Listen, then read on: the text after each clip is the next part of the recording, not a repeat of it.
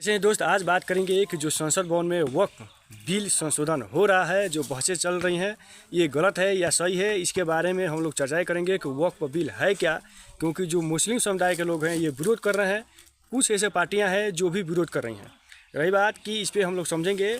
अगर ये आप समझ जाइएगा कि वक्फ है क्या, तो आप ये भी समझ जाइएगा कि जो हो रहा है ये गलत हो रहा है या सही हो रहा है।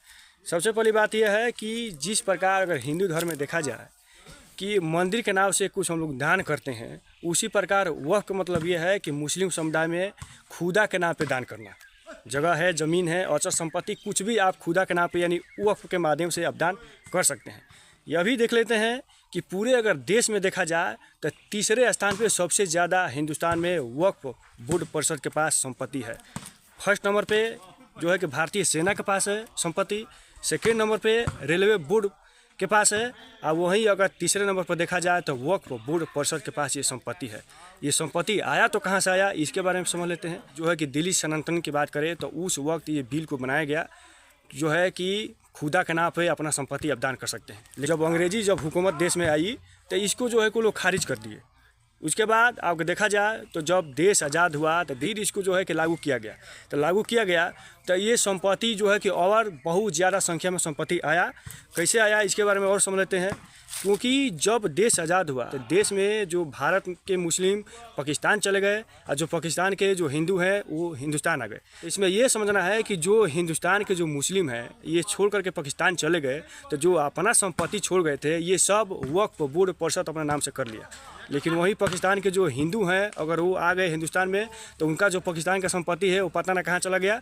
लेकिन ये है कि हिंदुस्तान में जो मुस्लिम छोड़ के चले गए ये सब वक्फ बोर्ड परिषद के पास ये जो एक संपत्ति आ गया।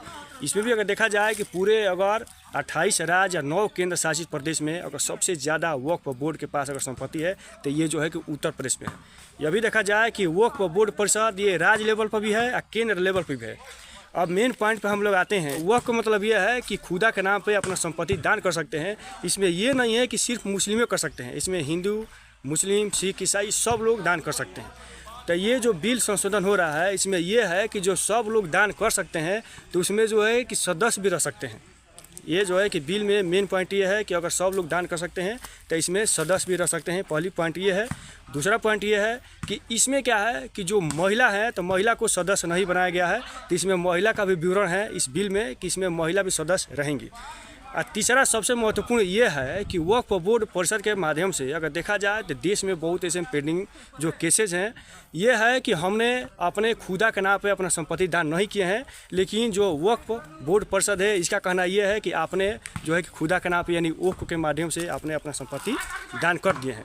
तो बहुत सारे ऐसे केस चल रहे हैं। तो इस पर यह भी पास होना है कि कोई अगर अपना डॉक्यूमेंट लेकर के अगर हाई कोर्ट, सुप्रीम कोर्ट अगर जाते हैं तो वक्फ बोर्ड परिषद के बाद जो संपत्ति है इसको वापस करना होगा।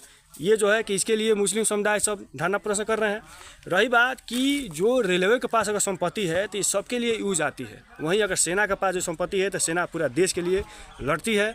लेकिन जो वक्फ बोर्ड परिषद के पास संपत्ति है तो ये सिर्फ मस्जिद बनाने के लिए काम आती है। उसके बाद अगर देखा जाए ये जो वक्फ बोर्ड के पास जो संपत्ति है तो ये सिर्फ मुस्लिम समुदाय के लिए ही क्यों रहेगा, तो इसलिए क्या है ये बिल को जो है कि लाया जा रहा है। तो आप खुद समझदार हैं, समझ सकते हैं कि वास्तव में ये बिल क्या है क्या नहीं है।